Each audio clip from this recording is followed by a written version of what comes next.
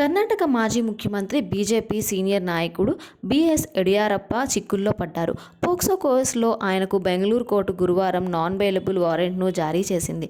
17 ఏళ్ల బాలిక తల్లి ఫిర్యాదు మేరకు యడియూరప్పపై పోక్సో చట్టం, Indian penal code section 354A లైంగిక వేధింపుల కింద కేసు నమోదు చేశారు పోలీసులు.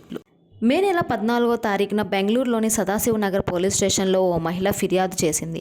యడియూరప్ప తన మైనర్ కూతురిపై లైంగిక వేధింపులకు పాల్పడ్డారని, తల్లి కూతుళ్లు ఏదో పని నిమిత్తం యడియూరప్ప ఇంటికి వెళ్లారట. ఈ సమయంలో యడియూరప్ప అనుచితంగా ప్రవర్తించినట్లు మహిళ ఫిర్యాదులో చెప్పారు. విషయం సీరియస్గా మారడంతో కర్ణాటక ప్రభుత్వం కేసు దర్యాప్తునకు సిఐడికి అప్పగించింది. అదే నెల మే 26వ తారీఖున ఫిర్యాదు చేసిన మహిళ మరణించింది. కొన్ని రోజులుగా ఆమె అనారోగ్యంతో బాధపడుతున్నట్లు తెలుస్తోంది. హైకోర్టులో రిట్ పిటిషన్ను దాఖలు చేశాడు బాధితురాలి సోదరుడు. యడియూరప్పను అరెస్టు చేయాలని డిమాండ్ కూడా చేశాడు. ఈ పోక్సో కేసును కొట్టివేయాలని యడియూరప్ప కోర్టులో పిటిషన్ వేశాడు. ప్రజెంట్ నెట్టింటో ఇప్పుడు ఈ న్యూస్ బాగా వైరల్ అవుతుంది.